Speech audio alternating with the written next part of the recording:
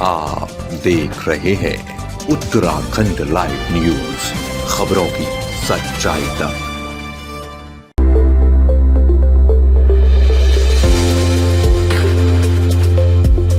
नमस्कार, आप सभी का स्वागत है उत्तराखंड लाइव न्यूज पर। मैं हूं आपके साथ अंजलि।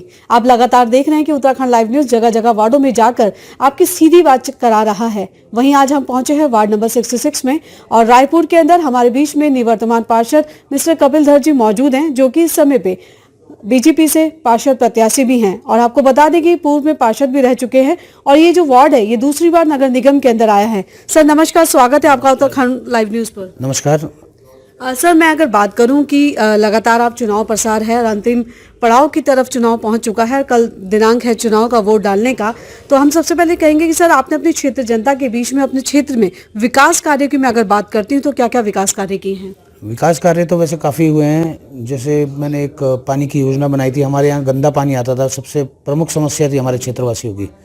बरसात में सबके यहाँ गंदा पानी आता था, अब सबके यहाँ साफ पानी आता है। पर अगर हम सड़कों की, लाइटों की, ये सब लाइटों की बीच में थोड़ी परेशानी रही थी बरसात में, बाकी लाइटें सुचारू रूप से चालू हैं।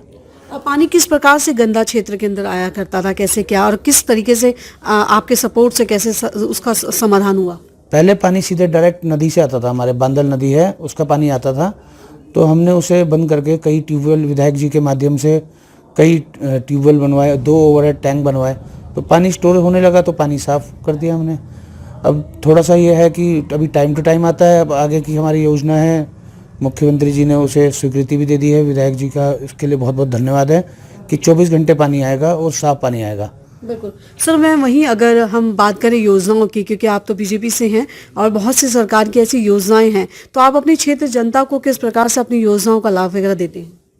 योजनाएं तो मैंने कैंप लगा के, मेरे घर पे ही मैं अपने कई बार कैंप लगाता हूँ।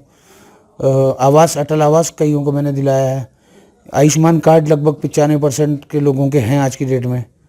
तो योजनाएं तो धरातल पे हैं। उज्ज्वला योजना है, लेबर कार्ड्स हैं, काफ़ी योजनाओं का तो काफ़ी लाभ मिलता है। बिल्कुल सर, वहीं अगर क्षेत्र जनता आपको बीच में दोबारा आपको भारी मतों से विजय बनाकर आपको नगर निगम पहुंचाती है, तो आपने अपने क्षेत्र के अंदर क्या कुछ अब विकास के बारे में सोचा है कि आप आने वाले समय में आप उन 5 सालों में क्या विकास करने वाले हैं अपने क्षेत्र के अंदर? एक तो प्रथम हमने सोचा है इस बार जगह जगह CCTV लगाए जाएं, क्योंकि थोड़ा सा नशा मेरे यहाँ ऊपर तो नहीं, थोड़ा नीचे की तरफ जो हमारा क्षेत्र पड़ता है उसमें थोड़ा नशा है, तो वहाँ पे नशे जो करते हैं वो चोरियाँ करते हैं।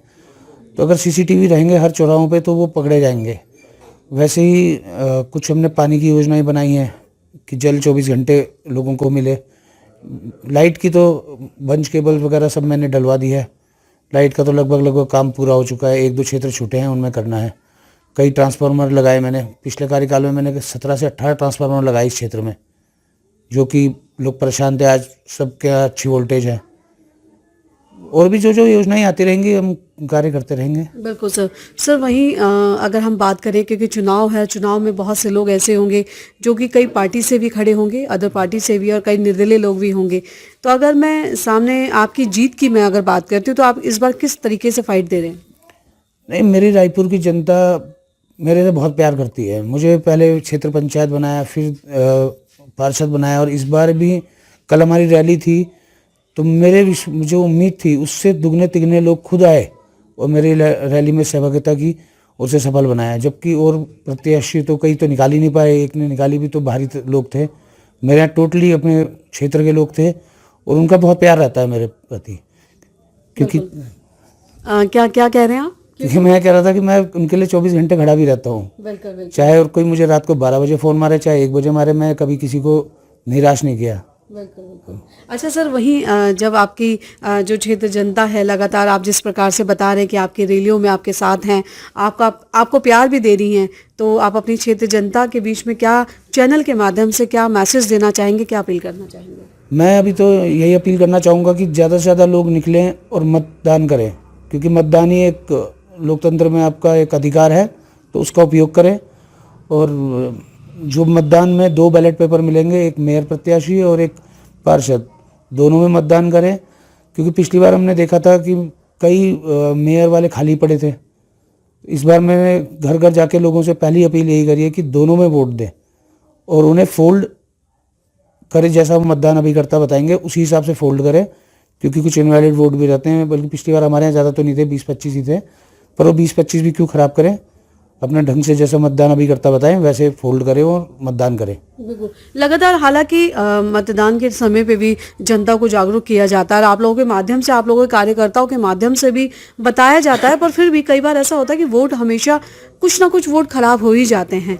तो वही हम चाहेंगे। दूसरी चीज़ सर ये भी है कि आप अपनी क्षेत्र जनता को ये भी संदेश दें, बिकॉज बहुत से लोग ऐसे हैं जो कि उस दिन छुट्टी का दिन समझकर वो घर से बाहर निकल जाया करते हैं, मतदान के लिए अपना समय ना निकालते हैं, वो घूमने के लिए निकल जाया करते हैं। तो मैं चाहूंगी कि अपनी रायपुर क्षेत्र जनता को उत्तराखंड लाइव न्यूज के माध्यम से सभी को अपील भी करें कि वो सभी लोग घरों से बाहर निकलें और उस दिन मतदान देने के बाद ही जहां भी उनको एंजॉय करने के लिए जाना है वो जाएं।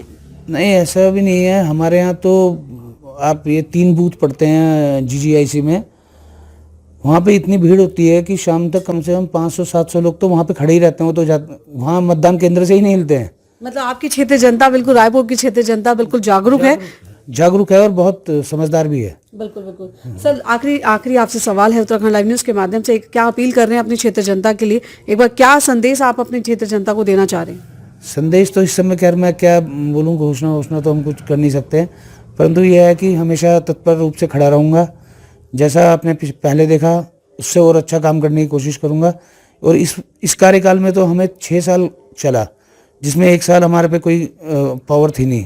5 साल के बाद हमारा खत्म हो गया था कार्यकाल। 1 साल तो नगर निगम ने चलाया और 2 साल कोरोना ने हमारे खराब करे। पर कोरोना में भी हमने बहुत काम किया, यहाँ तक कि यहाँ का शमशान घाट था वो मेरे वार्ड में नहीं आता, पर बाकी पार्षद तो सोए हुआ था क्योंकि हमारी पार्टी का भी नहीं था। तो मैंने वहाँ जाके खुद 3 शेड बनवाए, लाइटें लगवाई और लकड़ी फ्री। वहाँ कुछ ऐसे तत्व घुस गए थे जो लकड़ी महंगी बेच रहे थे। हमने यहाँ लोगों से अपील की, लोगों ने लकड़ियाँ ला के दी, कई ट्रक लकड़ियाँ आई और हमने काफ़ी टाइम तक उन्हें फ्री बांटा। तो और अच्छा काम करेंगे। बिल्कुल बिल्कुल। लगातार आपका प्रयास इस तरीके से क्षेत्र के अंदर बना रहा। बिल्कुल। तो सर आज उत्तराखंड लाइव न्यूज पर जुड़ने के लिए आपका बहुत बहुत धन्यवाद सर। धन्यवाद आपका। तो आपने सीधा देखा कि उत्तराखंड लाइव न्यूज की टीम मिस्टर कपिल धर जी के पास पहुंची थी, जो कि बीजेपी प्रत्याशी हैं रायपुर से। आपने सीधी उनसे बातचीत सुनी और सीधी क्या उनकी अपील रही और क्या क्षेत्र में उन्होंने विकास कार्य किए हैं वो भी आपने सीधा उत्तराखंड लाइव न्यूज पर सुना। बहरहाल अभी के लिए इतना ही काफी। अपने सहयोगी के साथ अंजलि पासवान की एक खास खबर।